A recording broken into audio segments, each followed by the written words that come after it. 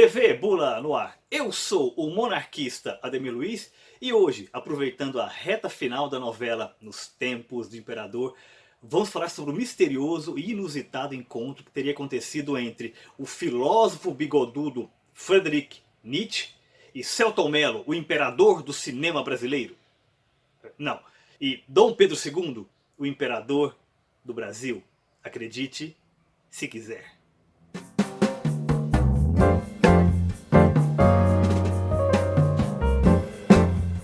O encontro teria acontecido em 1871 na Áustria, quando Nietzsche contava com 27 anos e era um professor de filologia que havia servido como voluntário nas guerras franco-prussianas. Ele voltava para casa na Basileia. E neste ponto, a história tem duas versões. Na primeira delas, Nietzsche estava ali esperando o trem na estação, até que um senhor alto, robusto, de longas barbas, de olhos azuis, começou a puxar conversa com ele. Ele percebeu ali um sotaque diferente, achou que era um senhor espanhol, né? E inicialmente, bastante recluso como ele era, né, não deu muita bola, mas ao longo do tempo ali acabaram se dando bem e este senhor o convidou para ocupar a sua cabine no trem quando o trem chegasse. E assim foi. Na segunda versão, conta-se que Nietzsche esperava o trem ali na estação na Áustria.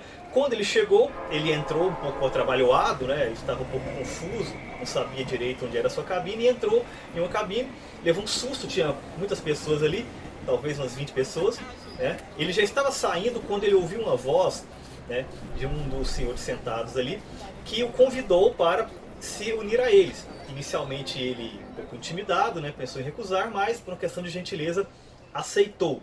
Ele entrou, se sentou próximo do senhor que o convidou, também percebeu o sotaque ali exótico tal, que lhe pareceu próximo ao espanhol, né? E começaram a conversar sobre diversos assuntos: filosofia, história, filologia, artes, e se deram muito bem ao longo da viagem. E cada vez mais o reservadíssimo Nietzsche se mostrava à vontade com aquele senhor ao mesmo tempo humilde e cheio de autoridade. E também muito culto, que se mostrou muito interessado em suas ideias. Consta que Nietzsche contou para ele, em primeiríssima mão, vários elementos que iria constar em seus livros futuros. Porém, o tempo passou e a sua estação chegou. Nietzsche teve que descer do trem. Neste ponto há novamente duas versões. Na primeira delas, Nietzsche, ao se despedir, ele tomou coragem e perguntou para aquele estranho e inusitado senhor que tanto impressionou quem ele era. E recebeu a resposta de que era Dom Pedro II, o imperador do Brasil. O que o deixou chocado, né? Tamanho a sua humildade de dedicar aquele tempo a um simples filósofo, um simples professor de filosofia e filologia naquele momento. Então teriam se abraçado, né, e rido muito. Nesse dia não foi o dia que Nietzsche chorou, foi o dia que Nietzsche riu. Mas enfim, na segunda versão, que talvez seja um pouco mais provável, Nietzsche ficou constrangido ali de perguntar quem ele era e saiu, né? E quando ele estava se retirando, chamou um dos, que era obviamente um dos seus empregados, né, e perguntou quem é aquele senhor com o qual eu conversei e tal. E aí sim ele recebeu a notícia de que esteve falando com o imperador do Brasil, Dom Pedro II. Seja como for, depois desse encontro, cerca de um mês aproximadamente, Nietzsche recebeu uma carta de Dom Pedro II e começaram uma grande correspondência que durou até a morte do imperador, em 1891. De acordo com pessoas próximas a Nietzsche, como seu amigo, o compositor Johann Heinrich Koselleck e a sua irmã Elisabeth Foster Nietzsche, aquele encontro foi muito marcante. O filósofo comparava Dom Pedro II com um sábio e honrado rei da antiguidade, período que ele, claro, todos sabemos, ele muito admirava. Nunca deixou de falar sobre Dom Pedro II, sempre com muito carinho, né, e muita saudade daquele inusitado encontro. Obviamente, essa belíssima amizade intelectual entre o filósofo e o rei sábio foi muito explorada por seus biógrafos. Por exemplo, aqui no livro Nietzsche, Biografia de uma Tragédia, do Rudyger Safransky, infelizmente não existe nenhuma citação ao episódio. Mas é porque o livro é curto, né? Então não dava para ter explorado, né, esse aspecto tão particular, já que a temática, na verdade, é a questão da tragédia e tudo mais, né? Então, obviamente, né, num trabalho bem mais amplo, como esse aqui do Kurt Paul Jans, em 3 volumes, né, claro que vai ter também na verdade não tem espaço nem no volume 1, nem no volume 2 e nem no volume 3. Mas isso é preconceito, puro preconceito desses biógrafos europeus. Com certeza nas biografias do Pedro II tem referência ao Nietzsche, com certeza absoluta. Agora sim, estou aqui com 4 obras referenciais historiográficas sobre Dom Pedro II. E aí, tem Nietzsche ou não tem? Mais ou menos, mais ou menos. Por exemplo, aqui no livro Perfis Brasileiros, Dom Pedro II, do José Murilo de Carvalho, até que há uma referência a esse encontro, né, que Dom Pedro II teria tido com Nietzsche. Mas é mais para registrar o fato de que o imperador era muito respeitado intelectualmente na Europa, como um monarca que tinha muito apreço pelas artes, pela ciência. Ou seja, é mais ali para uma questão de contexto. Aqui no livro As Barbas do Imperador, Dom Pedro II, o Monarca nos Trópicos, da Lila Schwartz, que é provavelmente o livro mais influente e mais lido sobre o assunto, não há menção a essa história. Então ficou fora das Barbas do Imperador.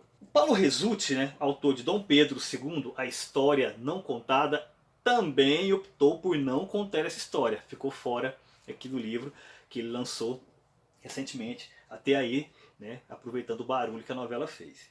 Porém, aqui no Dicionário do Brasil Imperial 1822-1889, organizado pelo professor Ronaldo Weifas, assim, uma referência direta a esse encontro que Dom Pedro II teria tido com Nietzsche, no verbete dedicado ao imperador.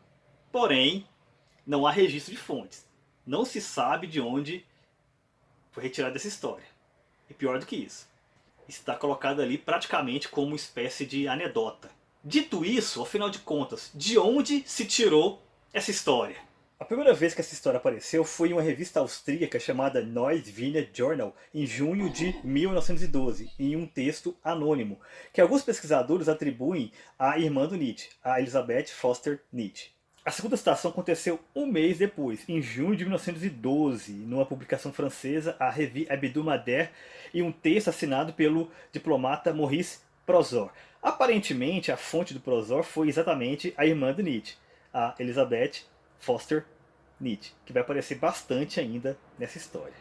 As duas versões têm algumas pequenas diferenças e no Brasil repercute mais a versão do Prozor, sobretudo na revista Fonfon. Tanto que em 1925 o Instituto Histórico e Geográfico publica em seu tomo 98 nada menos do que 4 textos inspirados exatamente neste artigo do Prozor.